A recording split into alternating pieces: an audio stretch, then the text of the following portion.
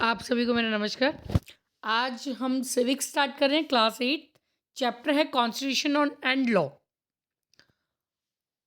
After long period of struggle, बहुत आज़ादी के लिए बहुत स्ट्रगल करने के बाद इंडिया जो है वो आज़ाद हुआ था 15 अगस्त 1947 को। बट ये जो इंडिपेंडेंस थी अभी भी इनकम्प्लीट थी, अधूरी थी, क्योंकि इंडिया जो है वो चल तो रहा था पर वहाँ पर जो कानून और नियम थे वो अंग्रेज़ों के ही थे। तो एक अर्जेंट नीड की बात करें, एक नया कॉन्स्टिट्यूशन बनाना था एक इंडिपेंडेंट इंडिया के लिए।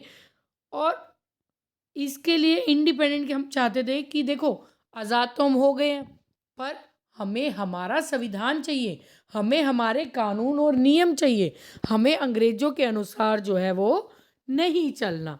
अब कॉन्स्टिट्यूशन का मतलब क्या होता है, तो आगे पढ़ते हैं। कॉन्स्टिट्यूशन जो है वो एक लीगल डॉक्यूमेंट है जिसके द्वारा देश को चलाया जाता है।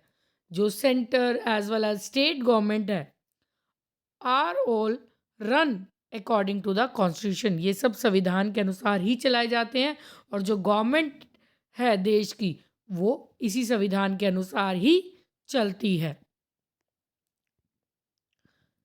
The constitution is supreme law of the country. एक कॉन्स्टिट्यूशन कमेटी जो है वो बनाई गई थी आज़ादी के बाद। डॉक्टर राजेंद्र प्रसाद को in as a president of committee जो है वो अपॉइंट किया गया।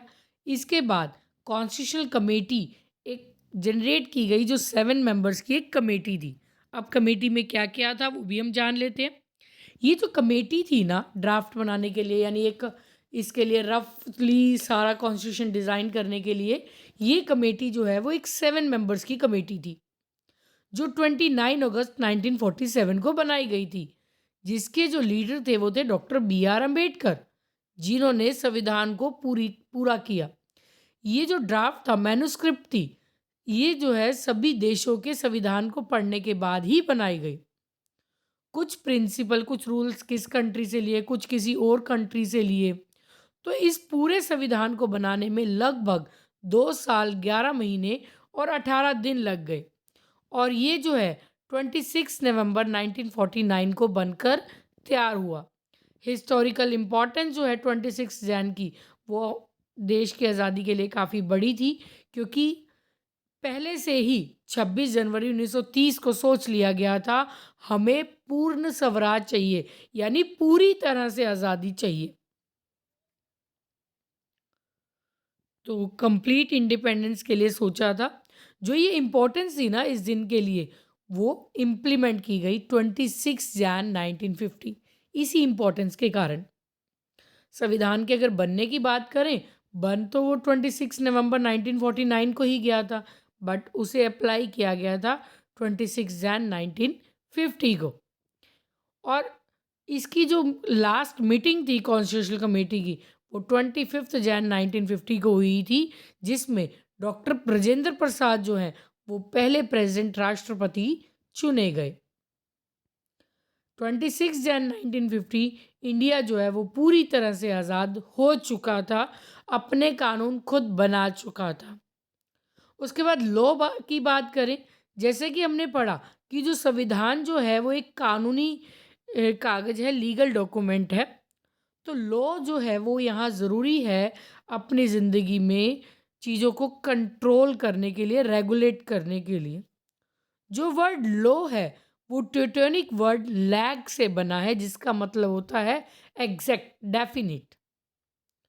तो हम यहाँ कह सकते हैं लॉ जो है वो एक डेफिनेट एग्जैक्ट रूल्स हैं। हमारा संविधान जो है वो इन्हीं कानून के आधार पर ही चलता है, कोई भी इन कानून से ऊपर नहीं है। Whatever you so high the law is above you. तो यानी आप चाहे किसी भी पोस्ट पे हो, कानून आपसे हमेशा ऊपर ही है, कानून हमेशा आपसे बड़ा रहेगा। कॉन्स्टिट्यूशनल रोल, मैन जो है वो एक सोशल एनिमल है, सामाजिक जीव है। He live in the society, वो सोसाइटी में रहता है। इसके नेचर और नीड के कारण ही create group, communities and organisation. ये अलग अलग ग्रुप क्रिएट करता है, कम्युनिटीज़ क्रिएट करता है ऑर्गेनाइजेशन क्रिएट करता है, ये सभी जो हैं कानून के अनुसार ही चलते हैं। Law is required to lead a civic life, और कानून को भी सामाजिक ज़िंदगी जीनी है। सामाजिक ज़िंदगी के अनुसार ही कानून की बनाए जाते हैं। बच्चे जस्ट इमेजिन करते हैं कि जो सिचुएशन है कि आपके स्कूल में कानून नहीं होना चाहिए, क्या रूल बना दिए हैं, हम क्या यहाँ पर सारा दिन गुलामी करेंगे, या हम सारा दिन यहाँ कितने फंस के, बहुत सारे बच्चों की सोच ऐसी होती है। तो तब क्या होगा अगर मान लो आपके स्कूल में कोई रूल ना हो, व्हाट विल हैपन? तो कुछ भी टाइम पर नहीं होगा, ना प्रेयर होगी, ना स्टडी होगी, ना गेम्स, ना एक्टिविटी। हर बच्चा सिर्फ अपनी मस्ती में लगा रहेगा। स्कूल जो है वो स्कूल नहीं रहेगा, वो एक जंगल बन जाएगा। Thus we need law in order to control any organisation. तो हमें किसी भी संस्था को कंट्रोल करने के लिए कानून की, रूल्स रेगुलेशन की ज़रूरत पड़ती है। An evil of that has prevailed in the Indian society, especially among the poor people, in the practice of dowry. तो यहाँ पर बुराई जो है हमारे इंडियन सोसाइटी में फिर भी काफ़ी रही। तो एक मेन की बात करें, दहेज प्रथा। जो गरीब लोग हैं वो लोन लेते हैं ताकि वो अपनी बेटी को शादी के वक्त दहेज दे सकें। ये मेन रीज़न है एक इल ट्रीटमेंट का वुमेन्स की साथ। ये जो है आगे फीमेल फॉइटिसाइड में भी प्रभाव डालता है। Thus there was a sharp rise in the male to female ratio. तो गवर्नमेंट जो है वो स्ट्रिक्ट लॉ अप्लाई करती है डॉरी के लिए। डॉरी प्रोहिबिशन एक्ट जो है वो 1961 में बनाया गया था। एंड डॉरी जो है वो एक जुर्म मान लिया गया था इस एक्ट के अंडर। डॉरी को ख़त्म करने के लिए इस लॉ को स्ट्रिक्टली अप्लाई किया गया। तो हमें इस सब के साथ कोऑपरेट करना चाहिए ताकि गवर्नमेंट जो है इन लॉ को एग्जैक्टली अप्लाई कर सके। जो कॉन्स्टिट्यूशन है वो एक सुप्रीम लॉ है। सभी इम्पोर्टेंट ऑफिसर हमारे गवर्नमेंट के वो इसी कॉन्स्टिट्यूशन के अनुसार ही काम करते हैं। सभी सरकारी या गैर सरकारी संस्थाएं भी, यानी गवर्नमेंट और नॉन गवर्नमेंट ऑर्गेनाइजेशन भी इसी के अनुसार ही काम करती हैं। जो जुडिशरी है वो कंटिन्यू करती हैं अपने लॉ एंड ऑर्डर को, और ये इंडिपेंडेंट और अनबाइज्ड लॉ बनाती हैं। अगर कोई ऑर्गेनाइजेशन इनके अकॉर्डिंग नहीं चलती तो उसे अनकॉन्स्टिट्यूशनल माना जाता है या गैर कानूनी माना जाता है। जो जुडिशरी है उसको बहुत सारी पावर दी गई हैं संविधान को प्रोटेक्ट करने के लिए। एक इम्पॉर्टेंट पावर जो है प्रोटेक्शन के लिए वो इम्प्लीमेंट की गई है कि अगर देखो हमारे 3 वैल्यू हमने पढ़ी हुई है, legislature, executive and judiciary. Legislature कानून बनाता है, एग्जीक्यूटिव कानून अप्लाई करता है, और जुडिशरी उन कानून को तोड़ने वालों को सजा देता है। तो बहुत सारे कदम जो हैं वो उठाए गए ताकि सभी कानून इंडिपेंडेंट रहें, और जो जुडिशरी है वो भी इंडिपेंडेंट ही वर्क करती है। सिटीजन्स को बहुत सारे अधिकार दिए गए हैं कंप्लीट डेमोक्रेसी के लिए। गवर्नमेंट जो है उसे क्रिटिसाइज किया जाता है wherever a government frame a law. जब भी जहाँ भी सरकार कानून बनाती है सिटीजन को कहीं ना कहीं प्रोटेक्ट करने के लिए ही बनाती है। 15 अगस्त 1947 से पहले अंग्रेजों ने हमारे ऊपर राज किया। स्टिल सिटीजन जो हैं वो उन्हीं कानून के अनुसार ही काम कर रहे थे, पर सिटीजन चाहते थे इन कानूनों को ख़त्म किया जाए, जिसके लिए संविधान बनाया गया। इनको प्रोटेस्ट करने के लिए Simon commission, Jallianwala Bagh incident, ये सब एग्जाम्पल दिए जाते हैं। 1920 में महात्मा गांधी ने नॉन कोऑपरेशन मूवमेंट शुरू किया। 1930 में सिविल डिसोबीडेंस मूवमेंट शुरू किया, और 1942 1942 में क्विट इंडिया मूवमेंट शुरू किया।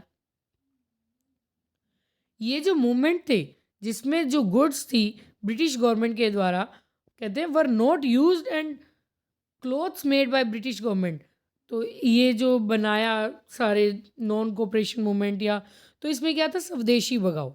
महात्मा गांधी जी का कहना था कि जो कपड़े भी हैं ना वो हम इनके बनाए हुए नहीं पहनेंगे। महात्मा गांधी के डायरेक्शन पर सॉल्ट लॉ जो है वो दिया गया एट प्लेस कॉल्ड दांडी। तो इन्होंने जो का नमक बनाने का कानून था वो दांडी यात्रा करके पूरा किया था।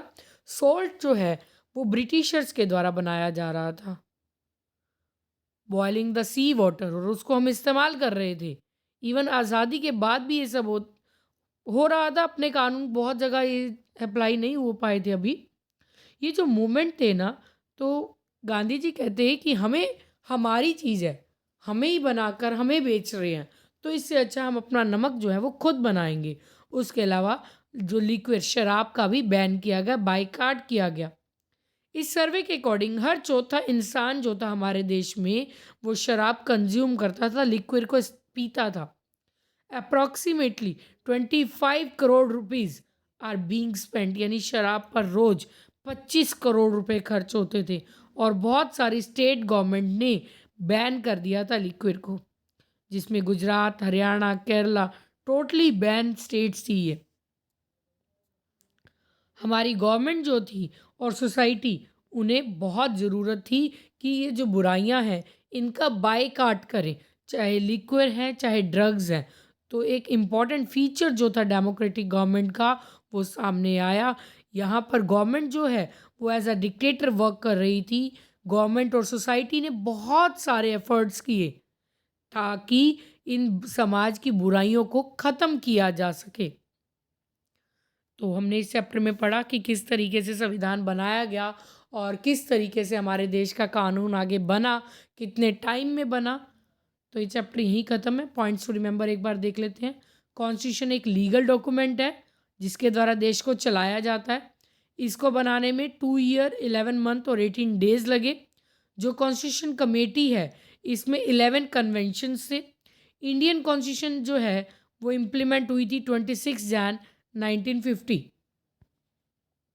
डॉक्टर राजेंद्र प्रसाद जो हैं उन्हें पहला राष्ट्रपति चुना गया।